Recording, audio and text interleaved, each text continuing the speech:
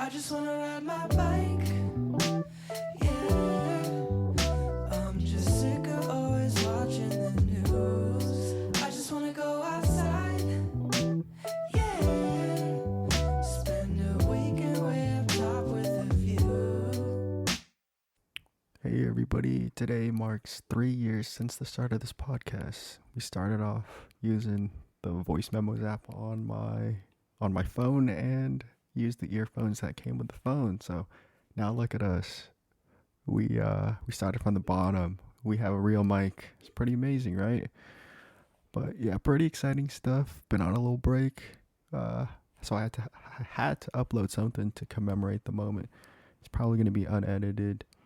Yeah, that's how I roll, you know. So I wrote a paper on RH a few weeks back, and I'm like, might as well get the most of it. So first off, I'm just gonna do some just jump into stuff that I found interesting, some history, some facts, and just read the paper afterwards. I'm super rusty, as you can tell, but here it goes. Number 43, RH or Restoration Hardware. So yeah, I found some really cool stuff. Just researching it. First off, yeah, this is the Room Break Business Podcast, and I'm your host, Albert. I'm not on my bike right now because it's like midnight. But yeah, RH, formerly known as Restoration Hardware. So RH is a furniture company that focuses on upscale designs, and they sell their merchandise through various channels, online, retail, and catalogs. Make note of their catalogs because that was pretty big differentiating like marketing move that they did. It was really, really interesting. The original name Restoration Hardware comes from the founder Stephen Gordon, who, after getting his master's from Humboldt State, shout out to all the lumberjacks out there, all the alumni, great place. He became a counselor for his occupation, but at the time he was restoring Victorian homes in Eureka, California, and he couldn't find any furnishings and accessories available. And because of this frustration, he decided to start a company to fulfill his needs, and so Restoration Hardware was born. Gordon was getting all of these specialty items and putting them together, and this assortment of hardware wasn't what the customers were looking for, but rather they wanted a way of life. Tradition that wasn't stodgy, a hip outlook without being trendy. That is from this really great article that I found. I'll link that in the show notes. Just goes through the early history of Restoration Hardware. And if you're familiar with Michael Porter's strategy article, basically what Gordon's doing, he's serving the broad needs of the few. In short, he's just serving every need of a specific group of customers. So yeah, pretty solid, pretty easy stuff that he just did. Really smart, and look at it now. It's a really big company. So some unique findings were that the company, they were more differentiated than other retailers. They had items such as moon pies in their catalogs and described as a sinfully delicious American treat for generations. Another interesting quote: the metal slinky toy, glass marbles. Yeah, they just made it like a really quirky place, really fun place, and this playful, exciting way to just make shopping fun for individuals, and made Restoration Hardware more of an experience rather than just shopping for furniture, because that can get kind of boring. And the store also dedicated different rooms with different themes, like a garden area, library, a bedroom, bath area, a foyer, and a hardware room. So yeah, it was just really unique of what they were doing at the time. And yeah, they just made themselves really different, and they are still continuing that playful, just fun way to shop for furniture. And we'll touch on that on the paper later. It's really, really cool what they're doing right now. A unique way of shopping and creating different experiences still present today, from a tiny little shop in Humboldt to a publicly traded company. This experience is very just ingrained in the company, and they can never. If they take that out, then the company is basically done. So, and the 17-pound catalog, I'll touch on that on the paper. It's so cool. It's super interesting. Um, we had some technical difficulties, so I had to cut some stuff out. But yeah, let's just get into this. So yeah, RH is currently headquartered in Corte Madera, California. Founded by Stephen Gordon in 1979 in Eureka, California. Currently a publicly traded company. Initially, Restoration Hardware went public in 1998 and experienced rapid growth, expanding to different states, over 100 stores in 31 states in 2001. And its IPO for this common stock on June 19, 1998 was $19 a share. And adjusting for inflation today was about $31.67, and they raised about $75 million, about $125 million today. In 2008, due to the recession, they had to shut down their original store in Old Town Eureka, so that's super sad. But later, in 2008, they were also not publicly traded anymore.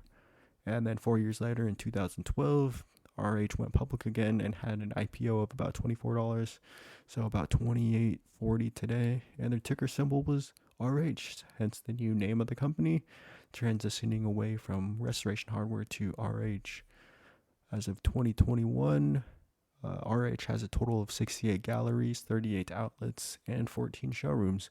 They've downsized and focused more on their customer experience and hospitality. These design galleries look amazing. I highly recommend you check out their website and just watch a couple of their videos. It's incredibly well done. It just looks like a really, really cool place, and that's exactly what they're trying to do. So RH currently has about 5,000 employees and about $2.6 billion in revenue. Key product was well-built furniture and a great design and the shopping experience when you enter their stores and design galleries. Some of the spaces that they offer, they even have food, and it just became like a place for people to hang out at a really cool, hip, trendy, cool looking place. Yeah, really, really check those out. So today the culture seems very professional, upscale, and very proper. It's very much different than different take than from moon pies and slinkies in the beginning, but the company does still have its quirks. It just seems more grown up, and yeah, very interesting company. So all the stuff, all the sources in the show notes, and let's get to this paper. So RH's marketing is atypical because they're not relying on the use of traditional methods when selling their furniture. While they still use print and retail channels to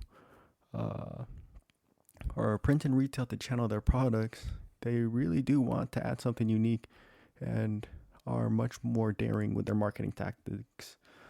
Customer-focused experience through physical and digital galleries, known for their 17-pound catalog as a way to get press from the news and other outlets on the internet. This got people talking. RH understands that people react to extremes, and the public reacted accordingly. Photos of the catalog have been circulating around the internet, some looking on the positive side of the situation, and parents sharing photos of their kids using the catalog as a stool, and some on the negative side of the catalog, stating their dislikes and likes, and like the catalog is not environmentally friendly. They could have easily sent out a catalog that was the same size and weight as every other furniture store, but they would have blended in with the crowd, which is something that you don't want in a competitive environment. And this was RH's way of being a purple cow, as Seth Godin would put it. A way to stand out and be seen from the rest of the monotony that is present in their industry. Another example is galleries they have installed to help present their products to the customers. They're fully furnished and specifically curated and designed to fit the specific lifestyle and setting. These galleries are meant to showcase the brand in a physical fashion while while the other forms, such as company website, print, books, are extensions of the gallery, which complement the main galleries. Currently, RH has a total of 68 galleries, 38 outlets, and 14 showrooms, mainly in wealthier, more affluent areas, which align with their customer base. Some areas include West Hollywood, West Palm, and Boston, just to name a few. A few galleries have also implemented a restaurant, wine bar, art murals to help engage and keep customers entertained. Their most modern addition of their atypical marketing tactics is their plethora of company websites and intellectual property within them. Professionally done videos which showcase their galleries and what makes each one unique.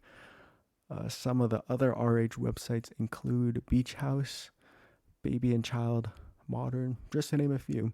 Each of these subsidiary websites are more specifically tuned to their certain audiences' wants and needs in terms of furniture. Additionally, these respective websites does not directly jump you to purchase a product, but rather first directs you to the story behind the thinking of the collection, beautiful photos of the furniture or product, as well as a little bit about the designer and inspiration. RH has disrupted the innovation within the traditional retail spaces, especially within the furniture industry. They've incorporated more ways to engage the customer and the public with their products. Rather than having a place to browse and purchase furniture, their galleries are providing an experience and making a retail store a destination and just a trendy place for people to meet up and relax. These experiences create a positive feeling with the brand and help associate good times and experiences with their furniture. RH creates this value to the customer early on, and this could be seen as a compliment, like a razor blade, where the company gives up something free to generate some revenue down the line. Their physical galleries and tending to customers, high quality digital experiences from their websites and their catalogs all cost money for RH, but they are using this to potentially get a sale down the line and have those buyers tell their friends, which starts a positive connection snowball effect for their brand. As for the future of RH, it does seem promising. Financially, they're in line with their competitors. Comparing RH to similar competitors in the home furnishing industry, Ethan Allen and William Sonoma. View Exhibit 1. This is for the paper. We did a DuPont analysis and a firm concentration, but yeah, RH does outperform the chosen competitors in most categories. Despite the pandemic, the company continued to grow. RH stock price was about $209 in 2020, and the following fiscal year was about $475, and I think it's around like $600 right now. So it's just going up like crazy. And the price of wood is really crazy right now too. So yeah, all of the three marketing channels were present in RH's strategy. They have communicated their products through their print and digital distribution through their galleries to help display and sell their furniture to the public, and service from their restaurants, wine bars, as well as transportation of goods. Because of their customer awareness and excellent storytelling, RH is headed in a good direction for positive growth, especially for their marketing division. So yeah, that was a really fun podcast. We did a lot. We celebrated the 3-year anniversary of the podcast. We got to touch on a cool company from Humboldt. Shout out to the SBDC, North Coast SBDC in Eureka, California. Really great people. Awesome. They taught me everything. They taught me some things. But HSU and North Coast SBDC, really, really amazing group of people. And yeah, cheers to 3 more years of podcast and hopefully more. So if you have any more interesting companies.